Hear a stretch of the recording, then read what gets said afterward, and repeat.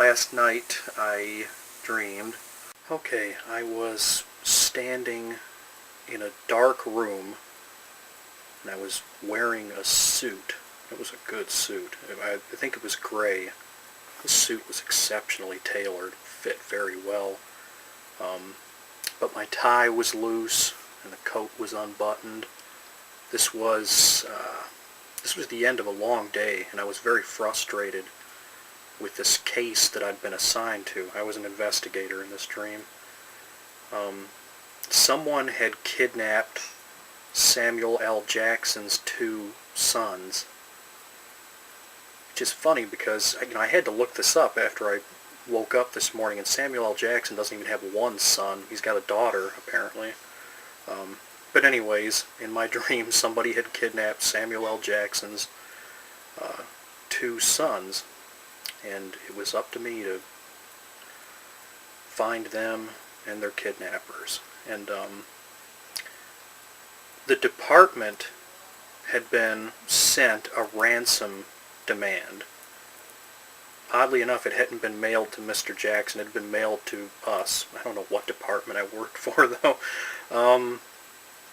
Anyways, I was standing here in this dark room. I had my fists clenched, and I was leaning down on a table in the center of this room. And I was just thinking about this case. I was wondering, whenever a break might occur, something that just could lead us in the direction of these jerks that had done this vile thing. And after a few moments of just thinking about the case, a fellow wearing a white lab coat wheeled a projector into the room. And he was carrying with him a file folder, and he opened it and removed a glossy, transparent sheet of paper that had the details of a scan of the ransom letter that the department had been mailed by the kidnapper or kidnappers. And he laid the transparency down on the projector. He flipped a switch, turned it on, and projected this ransom note onto the wall.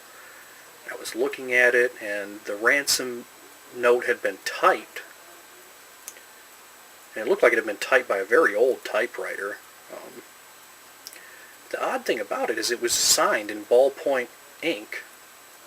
Ballpoint pen ink. It was just signed. And I think, if I'm not mistaken, the kidnapper signed it in his real name, which I thought, wow, that's pretty bold. Certainly doesn't help his cause. And for whatever reason, I didn't consider this to be a break in the case. I don't know. Maybe I was thinking it was an alias at the time, but no, it was the kidnapper's real name. We had looked into his. That's what it was. We'd looked into his identity, but his current whereabouts were unknown. But nevertheless, we just thought that was very strange. This guy had signed it in his own handwriting, too. I mean, he really didn't make any effort at all to conceal his identity. And, I was just looking up at this ransom demand. I can't remember how much money he was asking for, or what the stipulations were for the drop-off or whatever, but I looked at it, I read it over and over again. I didn't say anything to the fellow standing next to me in the lab coat, and eventually somebody opened a door, and I think it might have been Samuel L. Jackson coming into the room. I saw just a flash of a long leather coat. So if it was Samuel L. Jackson, he was probably dressed the way he was in Shaft. But that's unfortunately when my alarm clock started beeping. And I had to sit up, pet my cat, plop down on the floor, turn that thing off, and go to bed. I meant work. I didn't just go right back to bed. I have no idea why I said go to bed. I did get up and go to work.